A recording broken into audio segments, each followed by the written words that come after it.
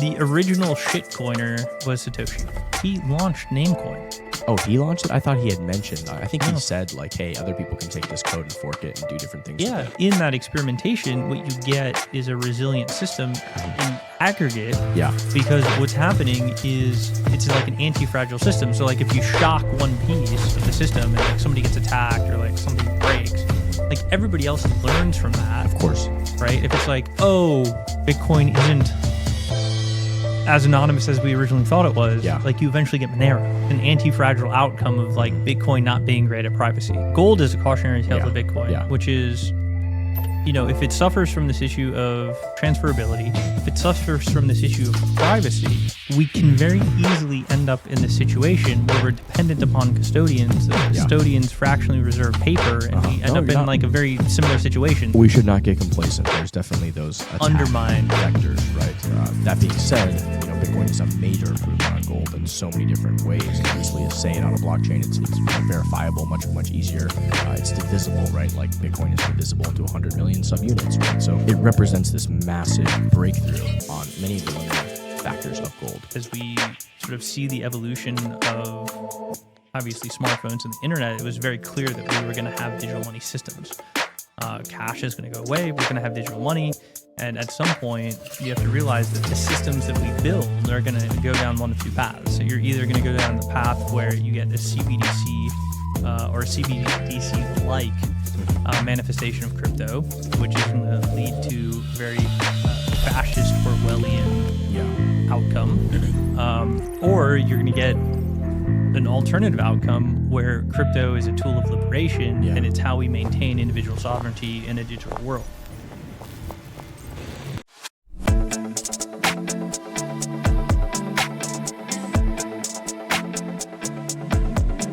Welcome back to another episode of Cypherpunk'd, where we explore money's history, crypto's future, and Web3's role in advancing human rights, freedom, and digital liberty.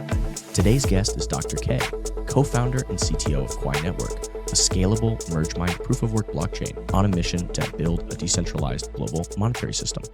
With roots in Bitcoin since 2012, a PhD from UT Austin, experience at Consensus and Grid Plus, and now leading the charge at Dominant Strategies, Dr. K has been engineering solutions to fight back against state-controlled money for over a decade.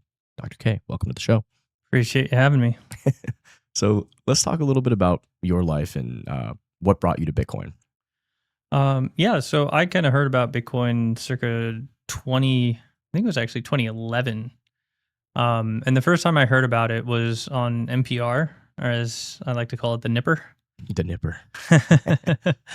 And they were talking about how people in Silicon Valley were buying drugs with this online digital currency, and it had just crashed from $30 to $3. And I'm like, digital currency, interesting. So I looked into it a little bit. I'm like, take a flyer, maybe go get some. And the principal way to buy it at the time was you had to go to Walmart and get some sort of phone card that you convert to an OK Pay card that you could then get a certificate on this site called Mt. Gox through which you could buy Bitcoin.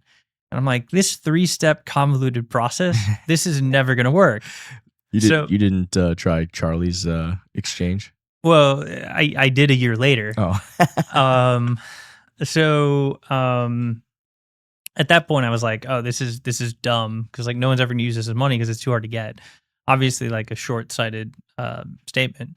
But what ended up happening is over the next year, I really started to try to understand the monetary system. And when you dug into the monetary system, Bitcoin obviously makes more sense. But at that point in time, it was actually really difficult to understand money, right, in the central bank. And when you said, is the central bank a private entity? Is the Fed a private entity? That was actually hard to find. Right, it was almost like suppressed on the internet. It was like one of those conspiracy theories. Really, now, they don't teach you about that in school, man. You know what I mean? You have to like really do your research to figure it out. I mean, there's a reason for it too, you know. Well, I think it's intentional, right? No doubt. I mean, nowadays, if you go to like the St. Louis Fed, it'll be on the site, and they'll say, you know, the Federal Reserve is constituted by, you know, the private banks in America and their shareholders in the Fed, and they elect people to the board of governors in the regional banks. Then they get elected to the Federal Reserve Bank, et cetera, et cetera. And so you can find this information now, and you can understand that they're the ones that issue the dollars, and they do so by buying government debt from the Treasury. And Yeah. you can kind of figure the system out now. But back in the early 2010s, so to speak, it was very hard to find like a reputable source. It was like very sort of like conspiracy theorist sort of stuff. But I managed to wade my way through it, and I kind of understood money. And once I understood money better, I'm like, Bitcoin makes obviously a lot more sense. Of course, yeah. So then, about a year later, I circled back, and Charlie Shrem had BitInstant. Right. So it was slightly less convoluted, but you would go and like go to, Chase or whatever and tap out like $500 and then go to Walgreens and then get on like a red MoneyGram phone and like send them money. And like you wouldn't even have like a clearing rate, and you just like hope you got some Bitcoin that day, like, or a day from then at like some exchange rate that he decided was fair. But it certainly cost me a lot not doing it a year earlier. Yeah. Unfortunately. But the reason that I found it interesting and kind of why I kept going down the rabbit hole was really just the concept of the libertarian sort of manifestation of money. And in some ways, it's really, from my perspective, it's really about the golden rule in some ways, right? Like do unto others as you want to be done to yourself. But that's really saying that you don't have the moral authority to dictate what other people do, and they don't have the moral authority to dictate what you do, which then sort of gets you to interactions should be voluntary. And the way that you have voluntary interactions economically is by having an independent money system that anybody can use, right? So if you have a system where you can be coerced to participate economically or be forcefully out of a voluntary economic transaction, that's not moral money. And without moral money, you don't have moral societies. So that's fundamentally what like drew me into it deeper and deeper.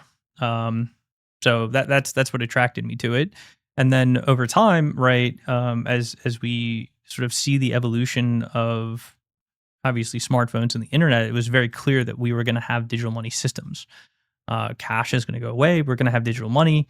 And at some point, you have to realize that the systems that we build are going to go down one of two paths. So you're either going to go down the path where you get a CBDC or a CBDC-like manifestation of crypto, which is going to lead to a very fascist Orwellian outcome, or you're going to get an alternative outcome where crypto is a tool of liberation and it's how we maintain individual sovereignty in a digital world.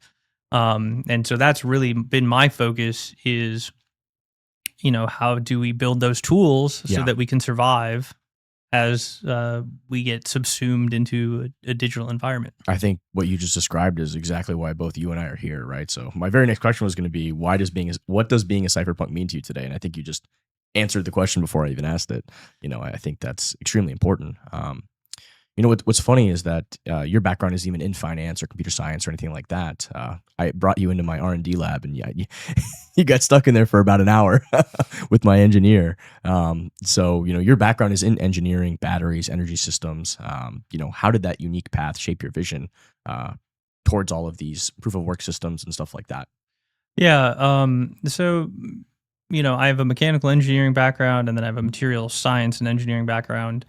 And throughout all of my early life, I've also been kind of doing some form of software type startups here and there with like other things that I do. So I also have like a pretty good programming background. But I think the thing that makes the perspective unique as an engineer that deals in physical systems is that when you're talking about how do you build these distributed systems, they're very much governed by the physics. It's not really a classical software engineering problem in that you don't need to pay attention to the hardware layer, the interface layers, and you can just sort of artificially create constructs not needing to worry about the physics. This problem is all about the physics. So I think coming in with an engineering perspective where you have dealt with physical systems and need to understand the physical constraints gives you the tools you need to design something that is optimally running in this physical environment. This is kind of a side question, but before any of this was created, before the Cypherpunk mission was there was a solution for it in Bitcoin, right? What do you think how hard do you think what Satoshi did was, like putting all these pieces together and coming up with a design? Do you? Yeah, no. What Satoshi did was pretty incredible. Um, he was definitely an engineer as well. So I was going to ask you, did you think he took like the physics element into account? And can you kind of expound on that a little bit? What you mean by physics? Like, So you can see in Satoshi and in the original code base, um, that was written by somebody who is not a classically trained software engineer. That person had a double E or an ECE degree and had done embedded development, like clearly. so what does that mean?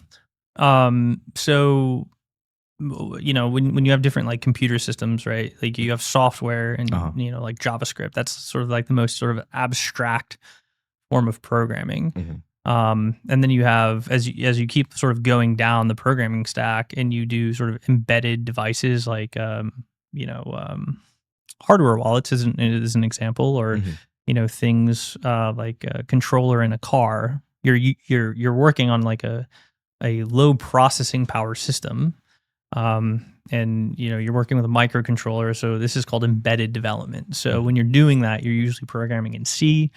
You have to pay attention like very much about how you're using memory, how you're allocating it, and then you're interfacing with physical systems.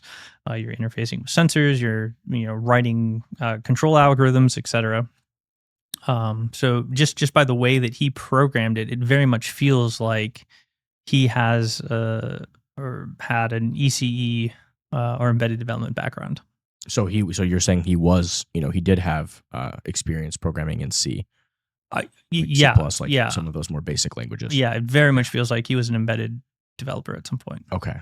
So he took some computer science classes, or well, no. Embedded development is normally the domain of electrical engineering. Ah, okay. Gotcha. Which is different than like software engineering. So software engineering, you'll never take like an embedded development course, at least in like current curriculum. Okay. Maybe like 20 years ago, they would force you to like write an assembly. That's kind of what I was getting at. Is like maybe 20 years ago was he? Because that's fair. He could have been a software developer, but he would have been significantly older. So 40, late 40s, like between 40s and 60s. When he wrote it, then he would have had to been trained like prior to 2000. Yeah, I think that's an accurate assessment. Yeah, I think that's a very accurate assessment. Yeah, so either he was an ECE or he was like an old software engineer. That's right. Older, a little bit older. Yeah. I like that. I think that's great analysis. You kind of talked. Well, did you have a thought? Yeah, well, I was just going to say too. I mean, and the other thing about Bitcoin that's like very physics based is work, proof of work. That's like fundamentally kind of what I was getting at with your background in engineering and batteries and energy stuff. Like, it kind of the idea of proof of work really made sense to you. It makes great sense to me as well. Kind of having something physical in the real world, a real cost of production, a real actual energy, right? I think is interesting. Well, so what it comes down to for me with proof of work is fundamentally what proof of work did is it allowed for us to create like an objective system that was permissionless. Yeah. Right. So everyone can see it, everybody can verify it, and everyone can openly participate. And then it has the property of immutability over time. Right. And that's really, and with that property of immutability, it means nobody can control or change it. Right. So that's really the characteristics that like Bitcoin brought to bear, which we hadn't like ever seen before. And like the history of humans is how do you objectively coordinate at scale, right? Language we use to coordinate, and we can even with the internet sort of use language in a much broader context, but it's a very subjective medium.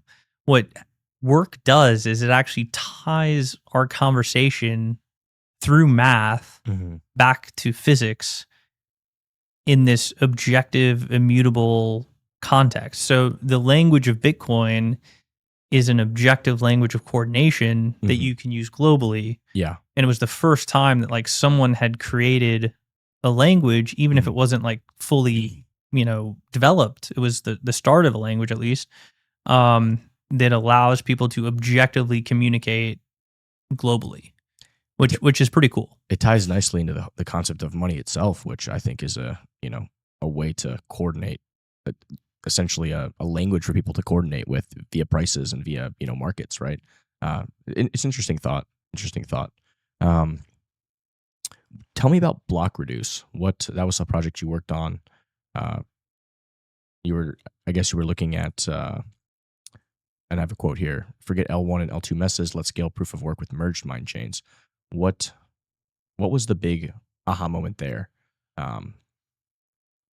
Yeah. So to get to BlockReduce, it's probably a good idea to like make a little segue to Grid Plus. Okay. Yeah. So at Grid Plus, really, what my goal was is you want to build a system that is decentralized and resilient. And one of the mechanisms of resiliency is self-custodianship, right?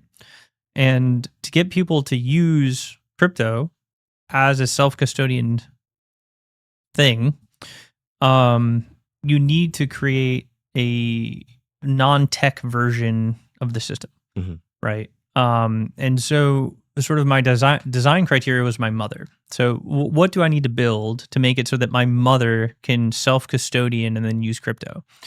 And the idea there was if you can create an HD wallet on a smart card, you can basically hand it to her and you can say, this is like a prepaid debit card. And if you put it in the right terminal and you enter your PIN, you can buy stuff, right? So there's a mechanism by which you can abstract crypto and you can abstract seed phrases to make a 60, 70-year-old non-technical person be able to use it. And that, I think, is the criteria to get things to be used broadly and broad use. To get more mass adoption, for sure. That's a big piece of security and resilience in the long term, right? Because in Bitcoin, we often talk about the economic security of the chain and the immutability of it. However, the social level. There's a social layer here too, wherein if you just have 30 million people who are holding it, there's a sort of a political cost by pissing off those 30 million people by passing bad laws or regulations against those 30 million people. Bitcoin's actually reached that point. We literally just saw that in the last election, I feel like. Right. But I would also say we observed that it was like just enough in our favor. Yeah, just enough. Right. But the greater degree of social resilience would come if everybody was using it every day to buy their food and gas. Because then as a politician, if everybody's using it to buy their food and their gas, and you're like, well, you no longer have access to this because I don't like the properties of it because it doesn't allow me to control you, surveil you, all those things. Out of thin air, do all those things. Yeah. Right. So they don't like it for whatever reason.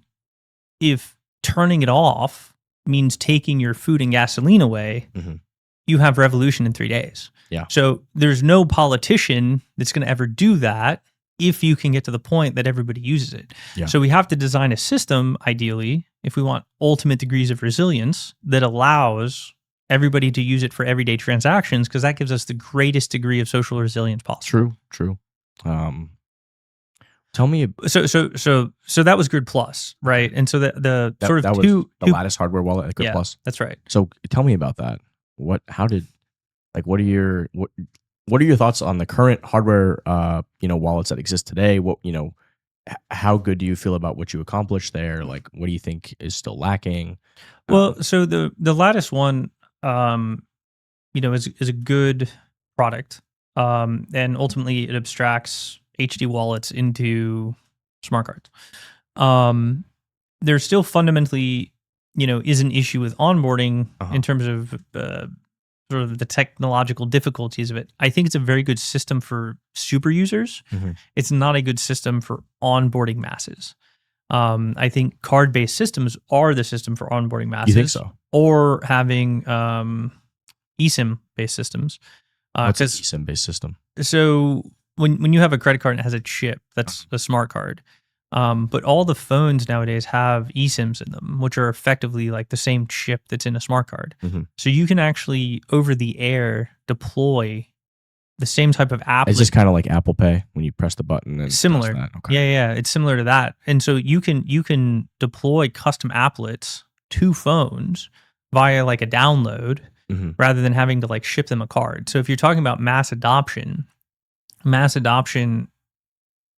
doesn't sort of require the degree of security and the investment cost of like a lattice and the smart cards. Yeah. But you take that applet or something similar to that and you can download it on a billion phones for very low cost very quickly. You can get like a very high degree of security on the mobile devices that allow people to spend and hold a reasonable amount of money to transactionally, use the system. So I think the exploration of how do you abstract the seed phrase and how do you securely self-custodian systems like clearly exists within these Java applets. Mhm. I just think the form factor of the card is going to be have a higher adoption hurdle than doing it via these over-the-air updates using the eSIMs that we now have available in the phones. And that's actually a relatively recent development. So that came after Interesting. I started the design of the Lattice one. It was about 2 years later that like eSIMs were becoming ubiquitously deployed. I've kind of watched I've always been like a user of Ledger, but I've watched like their development over time, and like the new ledgers that they came out with the touchscreen, like those are amazing. Like people, like it's just the battery is amazing, but like also just the running a local Bitcoin and blockchain meetup here locally. What I've seen over the years is, we've got tons of elderly people that come to, like, it's mostly like 60 plus come to our Bitcoin meetups and our crypto meetups. And, they need help with hardware wallets and stuff. And just over the past couple of years, like that little tiny Nano S to the Nano X, and now the new ones, I think the Flex and the Stacks or whatever. I mean, like, people get it way easier. It's way more like they can't see, they can see the numbers. They can put like, it's much more intuitive. So I guess what I'm saying is like, I've really seen the growth of this, with there. I mean, obviously there's different routes that lead to Rome, right? Like you can do, card based, and you're talking about this chiplet thing. And like, there's going to be, I think, multiple products out there. But I will say like those new ledgers, like I think like, okay, this is almost like, I feel that we're getting more mainstream, I guess, more abstracted, easy. Obviously, there's still the whole idea of a seed phrase, but I haven't had much trouble with that. Like when I explain it to elderly people, and obviously, if people learn the hard way sometimes, and then they'll come to me and be like, "Oh shit, I learned my lesson. What should I have done better?" But when I onboard, when I help people like set that up, like I really teach them, hey, like these are the key. These are just like your keys to your kingdom, right? This is the keys to your safe. You give this to anybody, all your money's gone, all your funds are gone, all your crypto's gone, right? So I haven't had a huge problem. Once I have like sit and explain people, like they learn pretty relatively quickly. Yeah, Maybe I'm just more bullish on humanity. yeah. Well, I think the bigger lesson here though is that there's like a continuum of security, and when you're trying to onboard people, you actually want to pick the security model that's like required for the application. Mhm. So, the Lattice is kind of like the most extreme form of security Yeah. for the most extreme user. Mhm. And that's like one end of the definitional spectrum. But then you can go down to, I'm going to onboard you into an app that kind of looks like a wallet. And so I'm initially not going to even require you to set up a seed phrase, because if you only have a couple $100 here, Yeah. I don't need to have that onboarding friction to do it. In the same way you carry a couple $100 in your wallet, Mhm. if you have a couple $100 on your phone, Yeah. it doesn't matter if you lose it, Yeah, right? that's So pretty- there's like gradients where like that's the other end of it, and like this is the other end of it. Then there's like everything in between, and Yeah. you want to design like security to like operate in the gradient. Uh-huh. You don't want to design like the most extreme thing and then think that that is the mechanism by which you onboard people, because it's unnecessary Yeah. for many applications. So you want to design your security model to the application. Yeah. Is kind of the lesson that I learned there. Interesting. Yeah, no, I think you're 100% right. I mean, that's, we do that with our local Bitcoin meetup. I mean, I teach everybody just, get some price exposure first, go to an exchange, dollar cost average Bitcoin. And then once you feel like that's an amount of money that you would be upset losing, like I teach them like, hey, put $100 a month or whatever. 6 months later, they'll come to me and be like, hey, Maddie, I've got, thousands here. I don't know if I should, isn't there this whole thing about trusted third party? Shouldn't I leave my money on an exchange? And then we go to the next step and say, hey, let's learn about self custody. Now you understand the asset. You've got some exposure to it. Now let's step into why these assets are important. True self custody. Hey, send 100. Teach them how to set up a hot wallet. You send a couple $100 here. You can use to spend wherever you go, anywhere. and then we teach the hard wallet, buy a ledger or buy any kind of hard wallet, and we'll help them set it up. Right. So, yeah, no, I think you're 100% right. You want to design the security to the use case, right? Like, there's going to be different ways. There's different ways to use, store, and operate with crypto on different networks, right?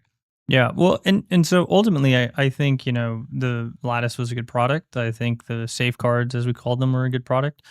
And they're still available for people that want to purchase them. But the other thing that I ran into while working at Grid Plus is that once you get past sort of the UI UX, which we can develop the tools around, you run into the issues of the networks, which is, okay, let's say I make these things and they look like tap to pay, or they look like credit cards, which you can do. The problem is, if everyone was tapping to pay to like buy their Starbucks, there's no network that can handle that, like by a long margin.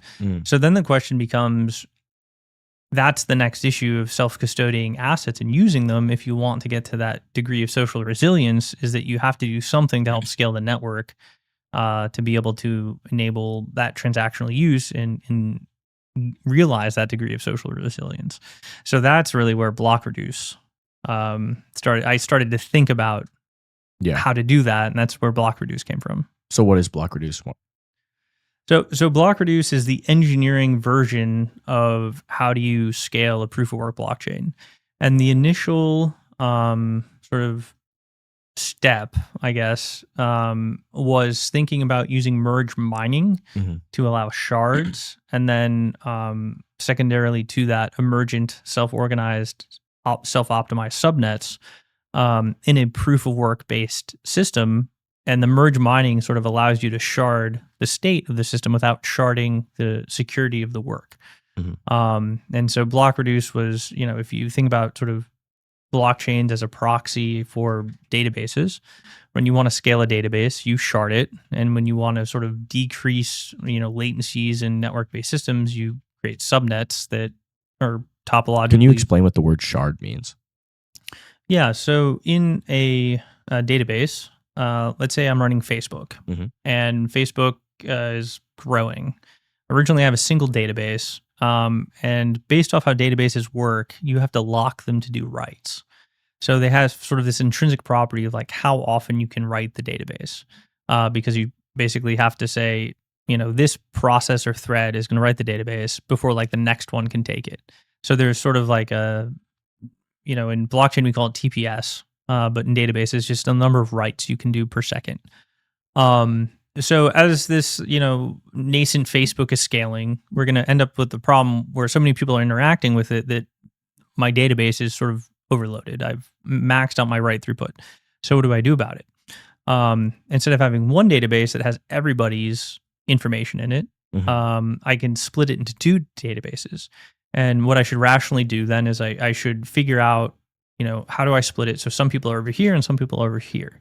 And the easiest way to do that, if it's by like last name, is just to alphabetically separate it by last name, with the first 13 letters going here and the last 13 letters going there, right? And then when you come in and you say, I want to write, I just look at your last name, which we're saying is the key in this database, and I either direct you to database 1 or database 2. That's a shard.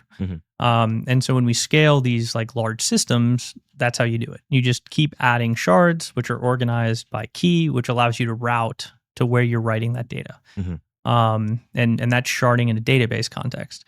And in a blockchain context, it's a similar idea where certain transactions are recorded in certain effectively chains. The complexity comes from then, how do I weave that back together into consensus? Yeah. Right. And so BlockReduce was the idea that I can create shards and I can use merge mining to weave the shards back together. So this is, for as long as I can remember, this was always like an argument of why proof of work wasn't great and why proof of stake needed to take over. I mean, am I saying this correctly? Does that make sense? Because that's what I used to heard back. That's what I heard back in the day as an explanation for why we need to have proof of stake systems. I've never actually heard a good technical argument for proof of stake. Yeah. Like, but what I mean is, like, proof of stake systems supposedly, they could do more TPS and it was not a problem. It was easier to shard. I mean, that's the logic that I heard explained at the time. Does that make sense to you? Does that sound familiar? Yeah, there's some people that have made that argument. I think early on there were actually arguments around energy, like in like wasted energy. Yeah. And then there were some very like surface arguments that people were making about proof of stake being faster because it requires less compute, which is like crazy. Yeah. Right. Because like when we're talking about proof of work, there's two completely different processes going on. One is the actual computation of the blocks, and the other is the mining piece. Yeah. But the amount of mining rate has nothing to do with the block computation, right? The block computation is happening on a computer. The mining's happening on a GPU or an ASIC. Yeah. Right. And they're completely like unrelated phenomena. Gotcha. And when the proof of stake sort of lobby was making that as an argument, I just remember hearing that. Yeah, that was like a big. They were confusing the fact that like those are different processes. Yeah. So like it wasn't a good argument. And at this point, I would actually say that based off my understanding of building Quai and coming up with POEM or proof of entropy minima, the consensus mechanism, I think I could actually prove that it is harder or impossible to shard proof of stake than it is to do proof of work. Proof of work actually has a better intrinsic property to it to allow it to shard more efficiently than proof of stake. I've never heard that argument before, but I like to hear it. God, I was going to ask you. So the only other project. So tell me. So BlockReduce was obviously. We're going to do our series on Quai and really go down that rabbit hole. But I want to. Before that, I want to do the prequel to that of like the different rabbit holes you went down, your kind of growth pathway, how you thought about all this stuff, how your understanding and knowledge grew over time, experiments and projects you worked on before this, before Quai. So what did you learn from BlockReduce that you used to then build Quai? Like what were some of the important lessons you learned? So BlockReduce was this idea of this sharded hierarchy of merge mine chains. And it was very much this engineering approach to take, how do I have a blockchain that I can use ideas like sharding and subnetting in the context of work? Like that was the proposal. We actually got a National Science Foundation grant to kind of do research on how to realize that sort of basic proposal. And so I had actually graduated with my doctorate at that point in time, and I was working at Consensus. I kind of presented this to a prof at UT. We ended up putting this proposal in, got this NSF grant, and then we got some graduate students like working on doing this, right? And what we learned in that process is a number of things. And we've learned a lot. Kind of 2018 was when I came up with the idea. I actually published kind of like the layman's white paper, if you will, on the 10th anniversary of the Bitcoin white paper. And then we got the NSF grant maybe a year later. And we learned how to do the weaving, and we learned the sort of implications of consensus in that multi-chain sort of hierarchy.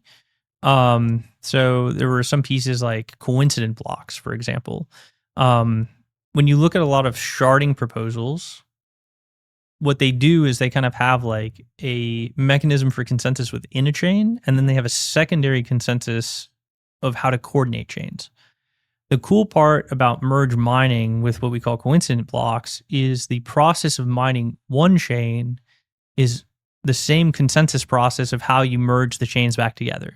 So there's no like secondary incentive or like secondary consensus process. It's just pick which chain you want to mine, and you're also mining the hierarchy back together. So there's no secondary consensus. You're reusing the consensus of building one chain to build all the chains back into one chain, if that makes sense. No, it doesn't make sense, but it sounds interesting. but the cool thing is it's like you're down a technical rabbit hole right now, which is super interesting. Are you familiar with Kadena? Because this is the only other project that I've seen kind of like having multiple chains weave together on a proof of work system. Yeah, so Kadena does it where they shard, but every miner is required to operate every shard. So they're basically sharding execution, but they're not actually sharding data, if that makes sense. With our system, depending on how you want to operate, you only ever have to really be running a single shard. So you don't have to have like data from all the other shards to be able to operate successfully within our system, but in Kadena you do. Okay. So Kadena basically is parallelizing execution where we're sharding execution globally. And so parallelization doesn't actually get you to the point that you can sort of horizontally scale, because you're still going to have like these nodes. And as the number of shards increase, the size of the node must increase. Yeah. In our system, if you're only sort of mining on one shard, you only have to maintain the state in one shard. So even as the number of shards grows, your requirement for that node only increases minimally, if at all. Right? So, basically in our system, even when we're running, say, 700 TPS per shard or chain, you still only need a node which has like an Ethereum validator node requirement. And then as like we keep increasing the number of shards, you still only need an Ethereum validator node type requirement. So we're actually like truly getting sharding, whereas Kadena was basically getting sharding through execution, but not actually data and nodes. So every miner, if they were mining, had to have all 20 shards in Kadena. And in our system, you only ever have to have one. You can choose to have more, but you only have to have one. Interesting. Super fascinating. I know that's always been there's always been this argument about nodes. Obviously, the harder it is to run a node, the less people run nodes because it's computationally intense. And that was kind of always the argument for Bitcoin, which Bitcoin kind of optimized and said, hey, we're going to make the nodes as easy as possible on this base layer to like just, anybody in the world, anywhere with 20-year-old, a cell phone can essentially run a node. I mean, that's an exaggeration, but that was kind of the idea. So this is actually an interesting waypoint, which is when you're talking about the requirements, you need to talk about the benefits. So let's talk about Bitcoin, and let's talk about the Bitcoin nodes, and what we get from having this like Raspberry. I mean, I've had mine for like 5 years, and like I haven't even had to upgrade the drive in it, like, which is crazy, right? Yeah, no, yeah. So there's something powerful about that. Like, yeah, just it definitely makes it more accessible. What it does, yeah. But the question is, what benefit do we get? And so when I think about like nodes in decentralized systems, I think about you old enough for Napster? I think it was slightly before my time. Like just LimeWire. LimeWire was kind of like the thing when I was. Well, do you remember this concept of seeds and leeches? Yeah, I kind of do remember that. Okay, so like basically what it was saying in a peer-to-peer system is are you contributing more to the system than you're taking? Oh. If you're contributing more, you're a seed. If you're taking more, you're a leech. Oh, wow. Very easy definition. And so what it means then is if you're a leeching participant, if we were to look at sort of the aggregate benefit of the system, you're negative in terms of benefit, whereas a seed is positive in terms of benefit. And so I kind of use that as like a waypoint when I think about what is the node requirement. We want to think about the benefits that the nodes are providing, right? And then structure the incentives to have the right number of nodes to achieve the maximal benefit. So in Bitcoin, I would actually say that there are seed nodes and there are leech nodes, just like you have in peer-to-peer networks. I mean, I guess my question is, there's really like, what is the incentive for running your own Bitcoin node aside from like, being able to fully verify transactional data on chain? Aren't all people who run nodes, if they're not being compensated, aren't they kind of seeds? Like, I guess the way I would think about a Bitcoin node, like you're not getting anything for running the node. Like you're just adding to the number of nodes in the system. You're just kind of supporting the network, I guess. It's almost like a selfless act, right? Whereas like I know in proof of stake systems, if you're running a node, you can get compensated for that, which assigns a financial incentive to it, which kind of makes sense. But with Bitcoin, it's, I guess that's always been my down. When you look at networks that have like high TPS, it's like, like for Solana is a prime example. Like how many people are actually running Solana nodes? Like what do they have? Like 10 nodes? Like I think it's 17 I'm to being get like a hyperbolic, but like plurality. It's very low. It's not good. 17 nodes, like that is not resilient. That is not a decentralized resilient network. You kind of get what I'm saying? So I don't know if there's a happy medium. I know that Bitcoin optimized for, what they optimized for, which is like, as many nodes as possible, as low as a requirement as possible. Well, but let's get into what we've gained from that, right? So if we look at the Bitcoin network at the moment, I think there's somewhere between 10 and 20,000 synced nodes in the system. So let's just say it's 10,000 for argument's sake here. Paul, do me a favor. Can you pull up our thing? Find out how many nodes are live right now. I'd love to actually see that. I think there's a cool website that shows it. You might have to get our screen on. We can ask questions. Paul can look stuff up for us. Yeah. That's usually pretty. Just call him Jamie. Yeah, pretty much. He's just like Jamie. He's like Jamie, but better. Yep, I'm the Web3 Jamie. So what do we got Polly. in terms of number of nodes here? I love it. I love this. You should build one of these for Quai, like a visualizer like this that's showing blocks and shards and all sorts of stuff. It would look really fucking cool. People can like actually understand. I think Kadena actually built something similar at one point with their little chain weaver, and it showed the chain. Like you guys should build. I think that would be a cool graphic to show. Yeah, Caspa has one that's pretty cool too. Doing our thing dynamically is tricky from a graphics perspective. We could do it. We just haven't, I guess, prioritized it. I just think it would look cool. Yeah, for sure. I love how like multi sharded, like kind of how it appears when there's different subnets and different, like I think just looks fucking awesome. Yeah. No, it looks really cool too. Yeah. And depending on how you graph it, it kind of looks like a fractal of like pearls or something. It's like, that's cool. Really cool. Yeah. I think you guys should make that for sure. But it's cool to visualize and like just see, Paul can find out how many nodes there are, but for argument's sake here, as he's looking that up, let's just say it's 10,000 right now. All right. If we were to hypothetically say, which ones of those are seeds and which ones of those are leeches, we'd be looking for a classification where the seeds are contributing more than they're taking, and the leeches are taking more than they're contributing, right? So what do nodes do in the system? Nodes are supposed to ingress transactions, they're supposed to produce blocks, and they're supposed to provide data, right? So if you are ingressing more transactions, producing more blocks because you have hash rate directed at your proposed blocks, or you're providing more data than you're taking from the system. So like creating a copy of the blockchain in real time, if you're not doing one of those three services, is very marginal in terms of the contribution to the network, right? So what we can say is that I would actually argue there's potentially 50 or 100 systemically important seeds in the Bitcoin network. 65,303 nodes globally. Reachable nodes. Are you saying like the reachable nodes are the seeds? Is that what would be what? No.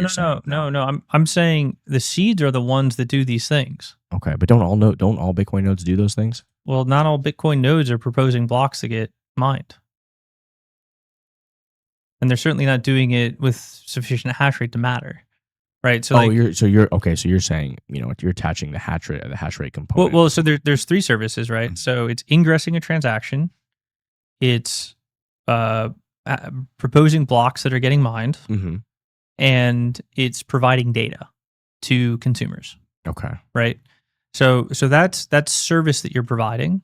And if that service in those three areas per node is greater than the bandwidth load that you have and the service load that you have on the nodes that you're attached to, you're a seed. Okay. And if you're not, you're technically a leech. And the only thing that you're providing as a leech in the network is an extra copy of the ledger. But how many copies do we need globally? Right? Because like if you have one trusted party that like has a copy, like do you need 60,000? I don't know. I mean, at some point it becomes obsolete, but I would say, for a globally decentralized, store of value, I think having that many is a good thing, right? I mean, the node itself is such a simplistic small thing that it like, it uses like 20 watts of power. I mean, it's so, you know, it's like just providing data and being able to, don't all nodes provide data? I guess that was my second question. Typically not. But they do keep a copy of the ledger, which is they're just keeping a copy of the ledger, Yeah. but keeping that copy of the ledger is what prevents Bitcoin from scaling. Mm. So this isn't like a free lunch. Yeah, it's right. It prevents it from scaling on the L1 for sure. Yeah. Right. On the So base layer, so like fundamentally in these systems, if we look at sort of how quickly we can produce things, it has a relationship to the number of nodes in the network. So if we're going to add more nodes to the network, we should do so in a way that's providing net aggregate benefit for the network. And if it's just one more copy, at some point, like that one more copy doesn't have as much of as benefit. There's probably some mathematical thing associated to it, but then it does. I would say it is good for nation state attack or anything like that. I mean, it does provide at least some level of security there. Does it though? Because like so. Fundamentally, it comes back to those three qualities. Mm-hmm. So I would actually argue that if you turned off all but 100 Bitcoin nodes, like you wouldn't notice.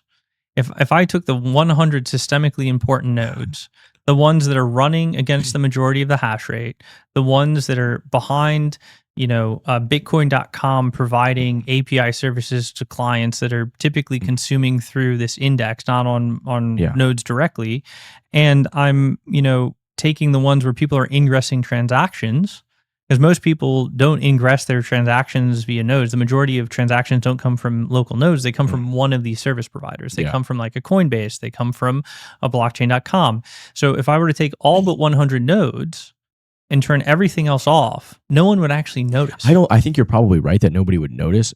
That being said, I feel like that would make Bitcoin much more vulnerable to nation state attack.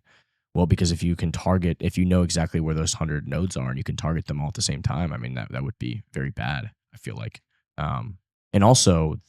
But technically, like, what does that mean? I mean, you basically shut down the network, right? But how is that any different than if I targeted those 100 nodes where the other 10,000 didn't matter? Well, because if I target those 100 nodes with or without the other ones, the network still shuts down because you're not producing new blocks. There's no data availability because no one has access to these indexed APIs, and there's no way to submit transactions.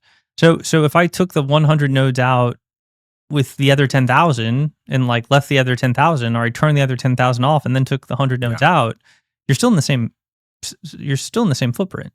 It's an interesting thought experiment. I just think having those other nodes there, they could easily pick up the slack if how a lot of people get lazy and do stuff, but when it matters, like having those nodes available and say, hey guys, posting it out, we've got there's 63,000 of you guys running nodes. We need you to do X, Y, and Z. Right. So go into your Umbrel and press a couple buttons, and now boom, now you're doing the task that you described. And there's also the lightning component. Like I think I don't understand the specifics of what's happening, but I know on my node I have a lightning node running on top of it as well, and like there's these connections to different peers. I don't fully understand the technicals of it, but I know I'm connected and it's processing lightning SAT. It's doing something. The bigger it's giving some scaling benefit to the lightning network, I guess. The bigger point about the nodes isn't what the right number is.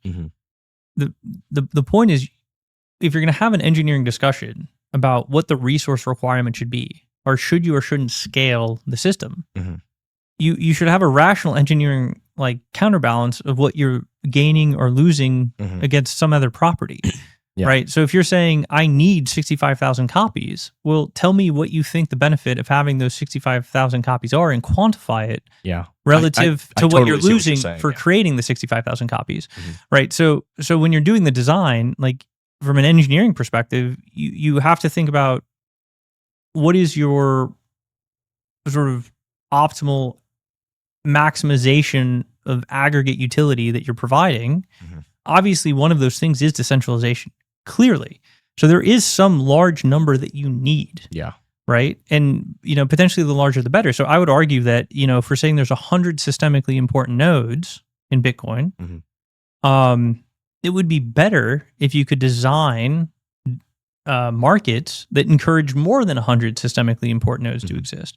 But if you don't do that, and the other nodes remain systemically unimportant, Mhm. you're getting very marginal benefit What are per what are your extra thoughts? copy of the ledger, but there's an extreme negative in terms of the propagation rates of data around the system and the amount of bandwidth that has to be used to produce those copies. So what you're trying to do here, if you're going to have discussions about the properties of Bitcoin, you need to try to measure Mhm. the positives and negatives of each one of the design trade-offs and look towards some point of optimality. I think that like this is why I believe in like free markets and different ideas, and I think more than like having multiple projects that experiment and do different things is important. I personally like that Bitcoin is kind of rigid and they've really done what they've done. But that's why I think like other projects are important too, right? Like let's move things, let's break things over here, let's test different monetary systems and designs, let's innovate, let's add different features, let's have competition. And I'm not like trying to pick on Bitcoin, right? Like this trade-off kind of like exists. Yeah. My point here is that what you want to do when you're talking about these systems is you want to have the engineering discussions, which is, what is the benefit versus what is the cost, so that we can try to get to a point that we think we're getting optimal aggregate benefit of the system. I 100% get the logic of Right. what you're saying. So I have two questions for you actually about this. So if I am using my node when I send my transactions, does that make me a seed? For the number of transactions you send, that makes you a seed. Okay. And so the question is, so then I wouldn't be a leech. no. It depends. It depends how many transactions you send. I mean, this is all like kind of abstract, but I mean, it depends how many transactions you said. So if I look at you in the network and I say you send one transaction per year, you're probably still in the leech category. Maybe if you send one transaction per day, you turn into the seed category. What about once every 2 weeks? Right, but there's but you see, I guess what I'm saying is like there's a gray area on what defines a seed, what defines a leech. I mean, it's hard to quantify these things. Well, right? but you should at least as an engineer attempt to put a quantification against it. I see what you're saying. So then you can justify these arguments about what is the right size of a node So for the maximal benefit of the system. Yeah. And then ideally what you can do is you can design secondary systems to encourage a greater number to be meaningful participants. That's what I was going to ask you is the fact that I'm running a Lightning node and it's, I have this triangle or square, whatever the hell it is with 4 other nodes. Does that make me a seed on does that make me a seed now? Because I'm supporting a scaling solution on the network? It depends how much. How do you quantify that? Well, it depends how much throughput is going through your Lightning node, how much liquidity you have, but more importantly, from the standpoint of Bitcoin, it's how much you're paying back in fee to open and close channels on Lightning. Yeah, I don't understand what's happening there, but I just know that there's these connections and people I put Bitcoin on it and stuff's happening. Yeah. So you're providing Bitcoin, you're providing liquidity so that people can connect on Lightning. Okay. Which is good for Lightning. Okay. But if you're talking about what your benefit is back to Bitcoin, it's how much fee are you paying to open and close channels by running that Lightning node. Yeah. So from Bitcoin's perspective, it comes back to how many transactions Lightning is providing back to Bitcoin. So when you operate that node, you're getting some additional number of transactions, which is contributing to your seed status against your. These are fascinating conversations to have. I mean, we're definitely down a rabbit hole now. But I don't know how this was a waypoint, and we were gonna come back to the main path. Okay, the main path is come back to BlockReduce, and how we started thinking about these multiple chains, systems, and we were talking a little bit about nodes and how different networks have nodes and proof of stake versus proof of work. I mean, these are obviously fascinating conversations. Well, so the point was raised about the number of nodes in the system. Mm-hmm. Yeah. So when we're talking about the number of nodes that you want to have, you want to try to create engineering metrics to measure what those nodes are contributing. Uh-huh. So on a very loose basis, we can say, yes, Solana with 17 nodes is too few and too centrally controlled. Yeah. And we could say, I think you can just feel that. I mean, you can just you don't even need to have a quantitative, you just know that a globally kind of monetary system of some sort that has techno money, whatever it is, you want to have more than 17 nodes. It just seems like that is an attack vector, right? You can 100%, just feel that. 100%. And then on the other side of that, you have Bitcoin, and you're saying, okay, we have these 65,000 copies. But as I get more nuanced into the discussion, I have to ask how many of the nodes in Bitcoin are systemically important. Because when we're talking about the resiliency of the system, it's who is controlling the block production, who is providing the data, and who is ingressing transactions into the system. And so underlying that 65,000, there's some number that's less than that, maybe potentially considerably less than that is like the real number. It's going to be way bigger than this Lana number for sure. Yeah. But it's still not quite as big as you think it is. But it's around the fact that the incentive design for operating nodes hasn't been constructed in such a way, and the tools haven't been constructed in a way to allow a larger number of nodes to be systemically important, right? Like the concept of pools is like problematic. We get that in Bitcoin at some, again, intrinsic level, because we know that that hash rate is sort of controlling the network, and we know that if we are to distribute that hash rate better, we have the reason we talk about it, that is because we are basically saying you're increasing the number of systemically important nodes. It's the same statement. It's just like hidden in this. And then I'm just adding two more properties, which are, instead of just mining, you're also valuable if you provide data, and you're also valuable if you help transactions get into the network, right? So those are like the three services that like nodes provide. So when we're talking about designing a system and we're talking about optimality of nodes, we're trying to get resilience such that we have a good decentralized number, but we want to design systems such that the number that we have are technologically and economically meaningful to the system. You altruistically just like running a Bitcoin node that's not used, that's like a straight leech, right? If it's not putting transactions on the network or providing data to somebody, like you're not helping the system at all. Okay. You're providing one more marginal copy, which after some number of copies is strictly a negative benefit, not a positive one. Yeah, I guess my other question then would be, at some point, say there are, I mean, we don't know whether it's 100 systemically, or it could be, 1,500 systemically important. We don't know exactly what that number is, but say all of those were attacked and you still had all these, copies. Obviously, maybe 60,000 is too much, but, basically from that point, the network would maybe, if you attacked all those nodes at once, say the network stops, as long as you have those copies, they can start to ramp up potentially and provide those other services. Right, but when you attack a network, of the 1,500 systemically important ones, I mean, are you also saying you've destroyed the copies? Right? Because like no, you wouldn't do you No. I'm saying even within the set of 1,500. Yeah. Like, are we gonna like go bomb like the 1,500 systemically important nodes so that like there's literally no copy left, or are we gonna DDoS attack them, or are we gonna try to do an Eclipse attack? Right. It's like one of those things. So even in that case, like in most cases of like a true attack, short of bombing the copies, right? Like the copies aren't that much of a factor in resiliency of the system. Is I guess my point. Now, you do want some extra number of copies, but maybe we don't need 65,000. And the price that we're paying for those is like pretty freaking high. Is it though? Like, what is that price? I mean, I keep coming back to thinking like it's like a Raspberry Pi. Like, what is, I guess you could say that Bitcoin was designed that way, I guess. Like, Satoshi made that decision to basically say like, hey, like we're not going to scale the L1. It just kind of felt that way. Did he? I mean, if you look at he did have some posts about.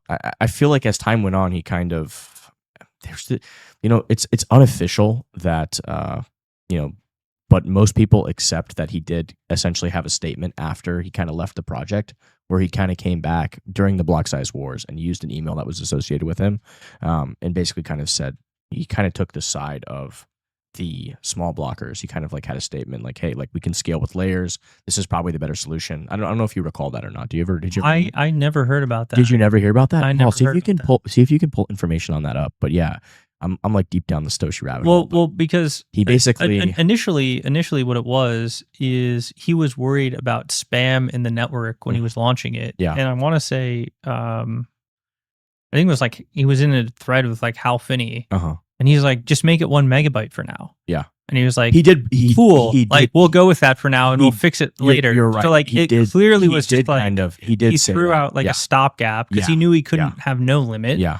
Right. No, you're not wrong about that. But I think his evolution did evolve over time. To counter the example, though, I would say that the economics of Bitcoin indicate that he did think that transactions were going to scale, right? So if you're decreasing inflation subsidies over time, there's sort of this implicitness, and he talked about that the number of transactions would rise over time, right? And so if you need the transaction fees to go up to offset the inflationary fees so that you can keep the security level high and pay the miners, there's sort of like an implicit thing that you're going to increase the number of transactions to increase the amount of transaction revenue. Would be my counter argument to that. Yeah. And he did talk about like why you have the inflation subsidy. But doesn't keeping the block small, doesn't that help revenue because now more transactions are paying higher to get in there? So that kind of no, there's an optimality. So when supply meets demand, you're actually getting you're maximizing your aggregate economic surplus. So what you're actually trying to do, and this is like well known within real economics, i.e. microeconomics, i.e. the only thing that's derived from game theory, is that to all market designs to be efficient should be trying to match supply with demand.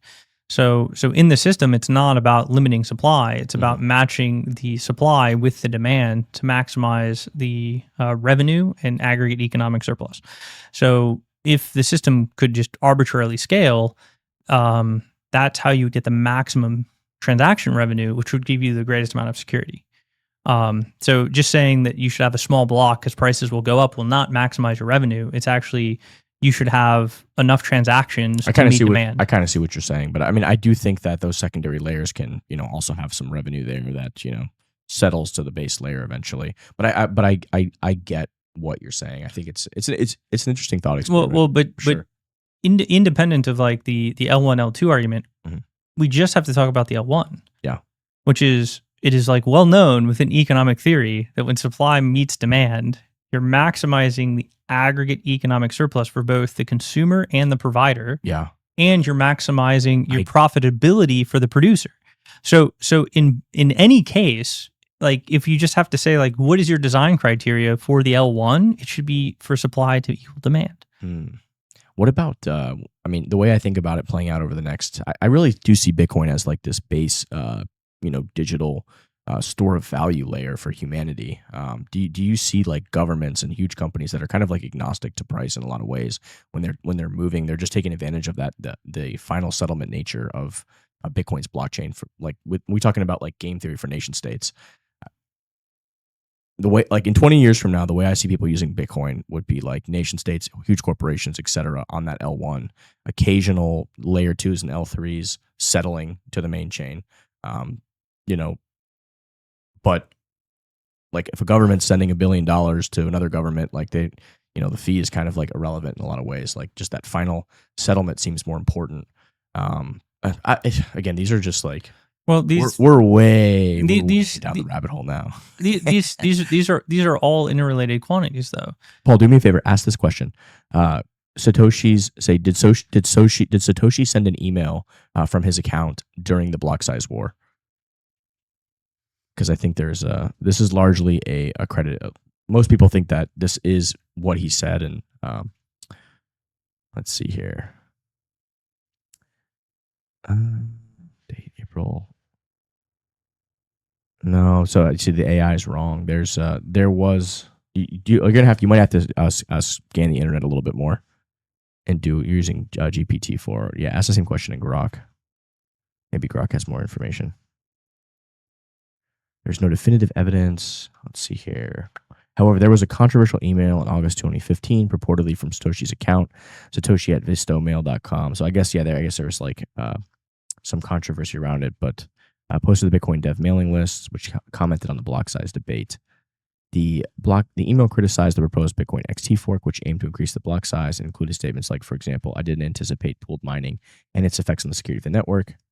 The email sparked significant debate, but many in the Bitcoin community, including developers and commenters on forums like Reddit, labeled it as a hoax. Let's see here.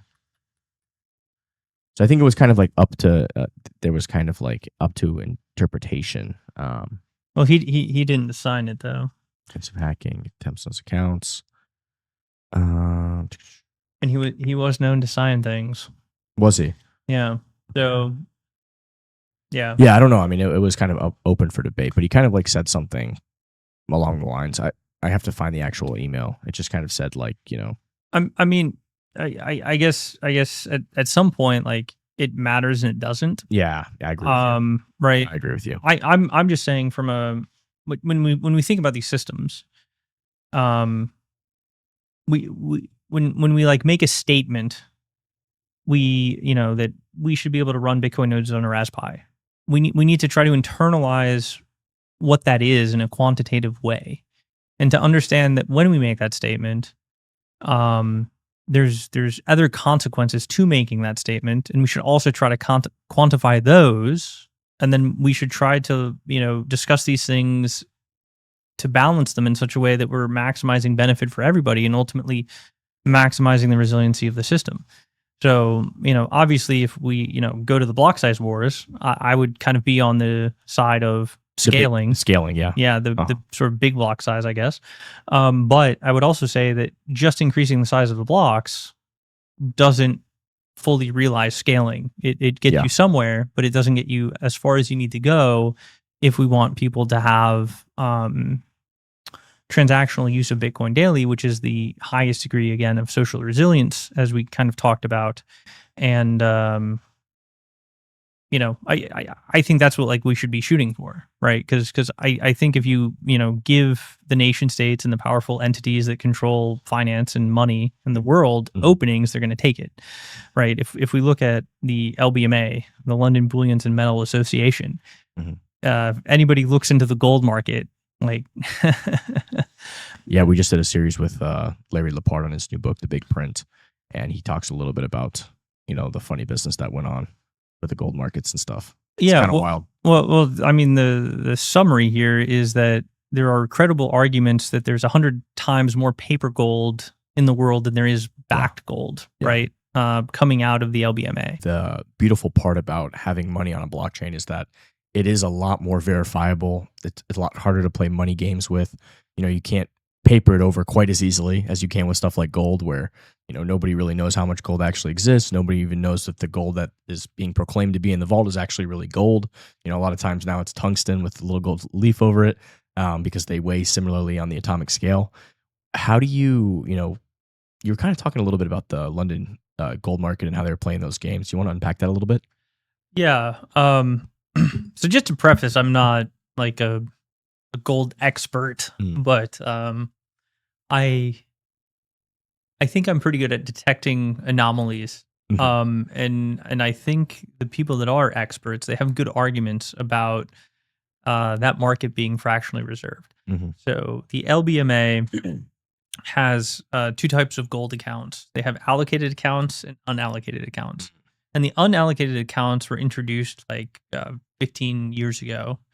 And basically an allocated account means you have drawing rights against a specific serialized bar. An unallocated account means you just have a general drawing right against some gold that is in sort of like a common pot, right? And the people that are kind of tracking this believe that they use that mechanism of unallocated accounts to allow a lot more paper gold to circulate than actually exists. So in much the same way that dollars used to be backed by gold, and the bankers got cute and printed more dollars up to the point that they couldn't actually get redeemed for gold, the LBMA is doing the same thing with GLD on the stock exchange. Why do people go for this? Like, why do people put up with this? Do they get a discount on that? Is there like a premium paid for the, what's going on here? I'm not quite sure why or how, like, the argument of I think there's an interest bearing thing. This is kind of going back in my memory. I think that's right. Is that there's a different fee schedule. So there's some basically delta in points. Either you were paying more for the allocated accounts, you don't have to pay for that in the unallocated accounts, but you basically have like a spread. And because of that spread, people choose one over the other. Is kind of like how they got away with it, if I recall correctly. But my concern then is, right, that's just an example of if the asset doesn't circulate, right? Like if we go back in time, we actually had this cool sound money system. It was called gold. Yeah. And we actually had like a golden era in the United States. Multiple gold eras throughout history have, right. were executed under a sound money gold standard. Some of the, most productive eras, the Renaissance, essentially, the Florian, the Gilded Age. Yeah, like all these things, right? All these things were largely happened under a gold standard. Right. Like, I mean, and in the U.S. in the 1800s, we had about 100 years that we were on a bimetallic gold silver standard. And, that went well for us right into the point that we had Civil War and they had to print dollars to fund it, greenbacks, right? But the issue that happens is that gold has a deficiency, and its deficiency is the ability to store it. The prone to centralization, assayability. Right. The assayability, the divisibility, and the ability to send it over space and time. That's right. Time, so, it travels well through time, but through space, it's like very difficult to transact and do that. Right. So right. Yeah, for sure. So there's a friction to transact it, and there's a friction to store it, which then creates this opening for paper representations of gold deposits. Yeah. Divisibility is an important characteristic of money, and sadly, gold just doesn't check that box, right? That's why fiat paper checks that box, because you can divide it. You can have ultimate divisibility. You can have these little pennies. You can have 100 pennies in a dollar. You can have 100 little ones in a $100 bill. It has that divisibility that gold sadly just doesn't have. I mean, you want to buy a sandwich with gold, good luck. You're gonna cut off a little flake. How are you gonna verify? It's just gold is amazing, and it's done so well throughout human history, and it has great features. It just doesn't. It's lacking on certain characteristics for money, and that's why it was demonetized in a lot of ways. That's why that's why the state and the government was able to kind of wiggle their way in there and kind of take control of the system, right? Even in war, you look at what happened in World War I and World War II. World War II especially, like, what did Hitler go for? He went for the gold reserves. Like, when he invaded these countries, he went right to try to grab all that gold, right? Because gold is money. Everything else is credit. Right. That's a famous statement, right? So interesting thoughts there. Well, but I also think gold kind of paints a cautionary tale. Yeah. Right. Yeah. So, like, if we consider Bitcoin as digital gold, we have to be somewhat concerned that it might fall prey to the same things that gold fell prey to. And fundamentally we should not get complacent. There's definitely those undermined vectors, right? That being said, Bitcoin is a major improvement on gold in so many different ways, in the sense that you can easily assay it on a blockchain. It's verifiable, much easier. It's divisible, right? Like, Bitcoin is divisible into 100 million subunits, right? So it represents this massive breakthrough on many of the limiting factors of gold, right? Monetary 100%. Yeah. The two, well, there's probably three properties that make Bitcoin a little bit difficult. And one of them actually doesn't technically apply to gold. But the three things that I think are problematic for Bitcoin that we need to address, else we set ourselves up for this problem of it getting replaced as a monetary unit, so to speak. It solved largely portability, or transferability rather. Yeah. And that you can send money around the world. Now, the issue with 5TPS is that's some of the time at a certain cost. So when sort of you get congestion on chain, that might be like a very high amount. If we're saying in the future, I mean, comparing it to like let's just compare it to the alternative is even if you use traditional financial rails, you're going to pay massive wire fees. It's going to take days to travel across the world.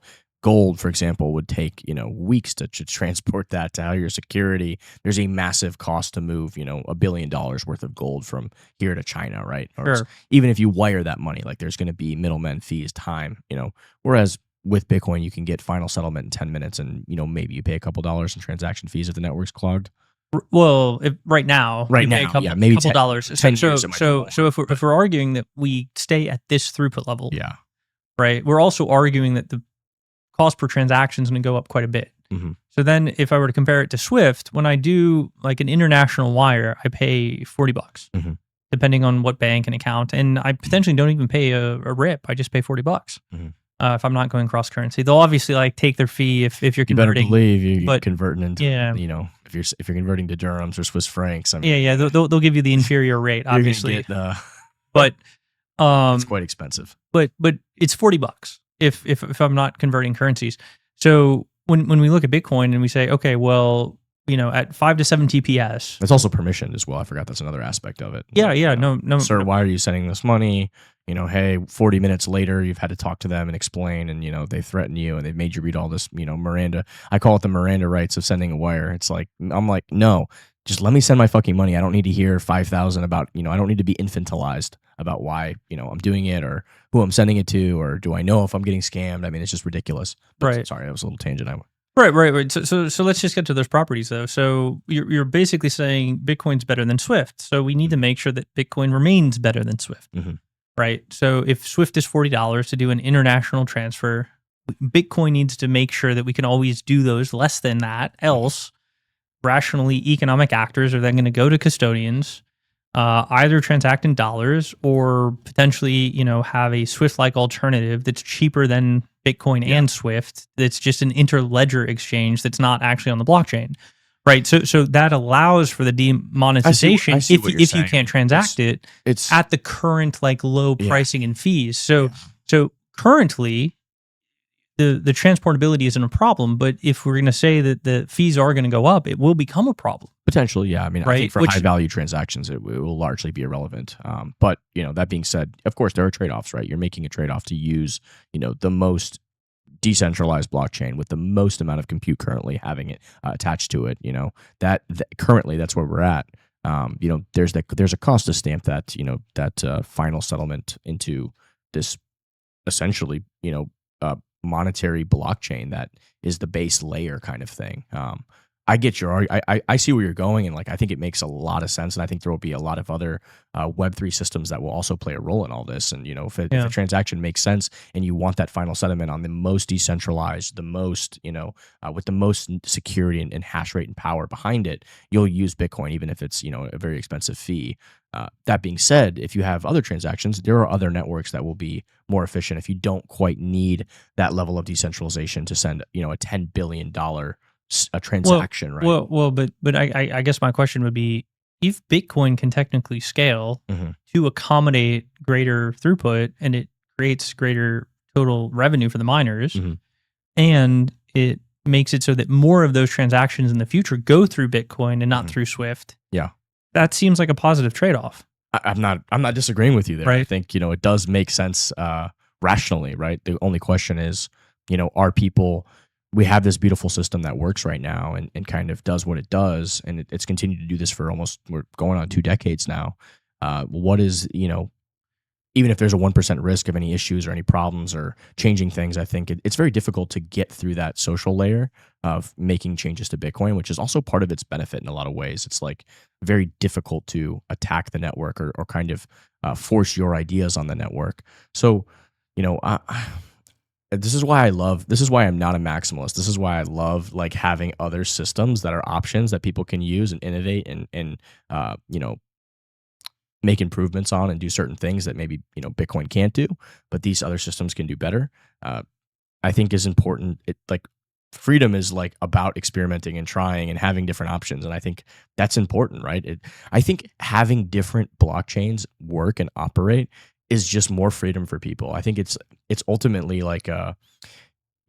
maybe you want to attack Bitcoin, or you want to attack Ethereum, or you want to attack Quai, or you want to, but you can't attack everything. You know what I'm saying? These systems are going to continue to grow and operate and be a resilient level of decentralization that essentially prevents any kind of nation state attack going forward. Right. Yeah. Well, let me finish the first point, and then I want to add something to that point. Right, Bitcoin is this cautionary tale, gold is a cautionary tale to Bitcoin, which is, if it suffers from this issue of transportability or transferability, if it suffers from this issue of privacy, which goes back to this conversation of censorability, we can very easily end up in this situation where we're dependent upon custodians. Those custodians fractionally reserve paper, and we end up in a very similar situation. So That's the only definitely reason something that I'm wanting privacy is important, and Bitcoin obviously it's pseudonymous. It's not fully private, so I think Bitcoin could benefit from some Well, upgrades. I would be a little bit careful there. I would say it is completely open. Yeah. So like if you look What at about like SegWit 2? I mean, aren't these optional, kind of updates, these different wallet types and stuff? Don't they offer more privacy? Aren't they improving upon that over time, giving people more options using stuff like Samurai and these different types of Wasabi, I mean coin joins? Like, yeah, you can get some amount with that, but like Uh-huh. everything comes to the set size that you're operating in. Mhm. So Samurai does a decent job. You have to operate in fixed denominations, but it's a subset of Bitcoin. So you're only as big as your anonymity set. And if you're True, not true. using those things, you have to assume that every transaction you've ever done on the Bitcoin blockchain at this point is attributable back to you, Mhm. even if you never like associated that address with an account on an exchange, because the other accounts which you interacted with were doxed. So based off that graph, you're Yeah, also doxed by kinda- proxy. yeah, potentially. Everything on the Bitcoin blockchain, you just need to assume is perfectly known, like not pseudo anonymous. You need to assume that it is like completely unanonymous. Mhm. It is worse than your bank account in terms of privacy. Yeah. But But if you're using CoinJoin and you kind of, you said size. I mean, for most people, that's enough, right? Like if you're talking about huge high value transactions, like you could even make a philosophical argument that maybe those are the transactions that should be more closely looked at. If it's a government, what's going on here? That being said, the average pleb, is not transacting $500 million transactions. I'm not talking about size of the volume through Samurai. I'm talking about the number of people and the number of Bitcoin operating with Samurai. Oh, so when okay, you go through Samurai, your privacy is an outcome of the aggregate number of people using Samurai. Mhm. So if only 1% of Bitcoiners are using Samurai, of course, you have a relatively limited anonymity set, which means you're not getting as much anonymity as you think. You're just making it slightly harder to trace the graph potentially. So from what I've seen looking at different wallets over time, it seems like the new SegWit implementations are a lot harder for me to figure out and track and look at stuff.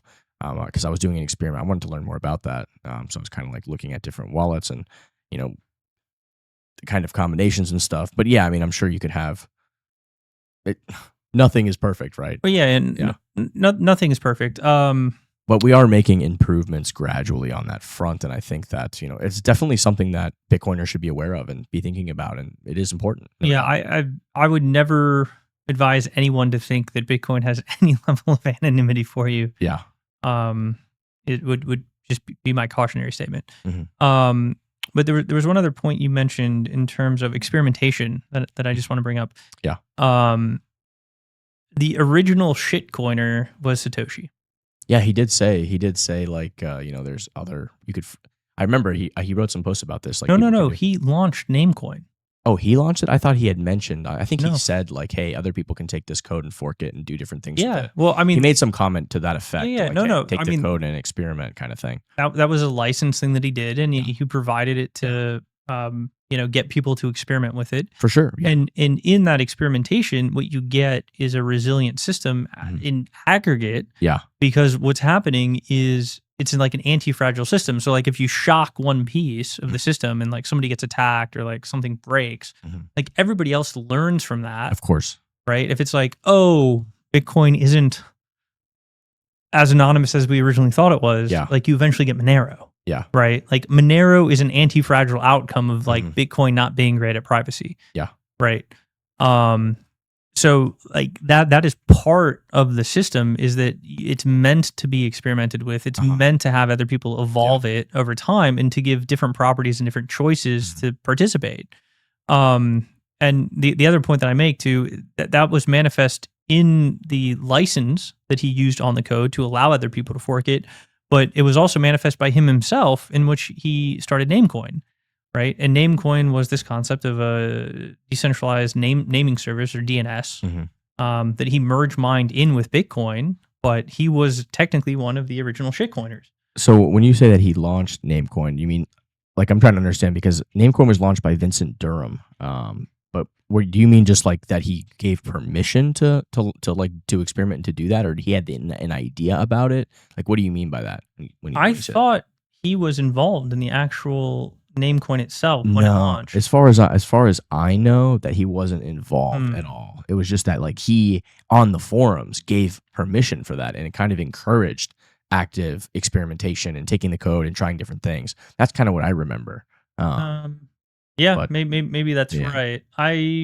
So I guess this guy Vin. I was there contemporaneously. So Yeah. this is going back 15 years of Yeah. memory. So, I recently have just like read through all of that, and just kind of like looked back just to like learn more about the history and the genesis. And I had a series with Aaron Van Weerdum here, where he on his book called the Genesis Book, which talks about all of the different communities and groups of people and cryptographers and computer scientists that contributed and had all these innovations. Before the cypherpunks finally put together, truly decentralized digital money. There was just all these other experiments before that in different communities, like I'm trying to think here, the hacker community and the Austrian economists, and I can't. I'm trying to remember what the other one was, the Extropians. That was a cool community. Okay. So it kind of like had a lot of these ideas that kind of festered in Genesis and grew over time and led to the creation of the cypherpunks and then kind of the whole cypherpunk movement. Well, I mean, if you really want to get back to it, I think the cypherpunks, the very origin of it was PGP. Yeah, pretty good privacy. Right. Which obviously, just like you said, like nothing, it's not perfect, right? That's why it's called pretty good privacy. Well, I mean, that one's actually pretty interesting because if you really go back in cryptography, there's actually a very cool book about it. I think it's called like The History of Cryptography. It's a relatively layman read, to be perfectly honest. Really? Yeah. But it goes back to like Roman days, how they did the initial cryptography, which the initial cipher, which is just like reverse it. I think that was the most basic. Well, yeah. So there's substitution ciphers. Substitution cipher. Yeah. Well, and there was ways to try to remember the technical term, but there was encryption, but then there was also hiding messages, and there's a name for this. It's not cipher, it's something else. But they would have things like side tails, which would be like strips of leather, and you have to like wrap it around the right size sort of mandrel to be able to like read it. Things like this. Or they would like use invisible ink on like eggs and stuff to like transmit messages. But the interesting thing is the substitution cipher like basically just evolved, and it went to like the poly substitution cipher where you're substituting many things. And then the only development after that was actually technically took place in Poland prior to the Second World War, but manifested itself broadly with the use of the Enigma by the Germans, which was mechanization of polyalphabetic substitution cipher. But basically, like nothing really happened in cryptography until like 1982. For like thousands of years, it was like all the same thing. Yeah. And then somebody figured out like you could use prime math. I'm trying to remember to encode public-private key cryptography, and it like blew up the world. Merkle trees and Ralph Merkle, and there's a lot of fascinating. I'm trying to remember the guy's name who did a lot of and there was. Can't remember. Well, I'm not talking about one-way functions. I'm just talking about like keys to being able to encrypt and to sign. Yeah. And so like basically not a lot happened until you got to public-private key cryptography, which like seemingly came out of nowhere and manifests within PGP, and that was like the real start of this concept of a cypherpunk movement, because people realized the power of having individuals be able to encrypt communication using commonly available tools globally. And then it also just happened to be sort of simultaneously happening with the advent broadly of DARPANET turning into the internet. And so that's really like the genesis of the cypherpunk movement. And then you had, like attempts at digital cash through the 90s. You had Hashcash in the early 2000s. Digicash, yeah. And then it eventually manifest obviously in Bitcoin.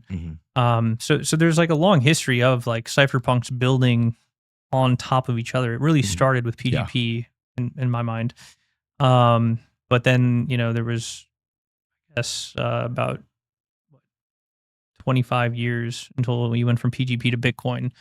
So it's a pretty cool evolution, but it's also like a story of improving over time. So like the original forms of cryptography right? Like RSA is like not great, Mhm. right? So we figured out better ways to do cryptography with, different ESA and all or this. ECC type stuff, right? Yeah.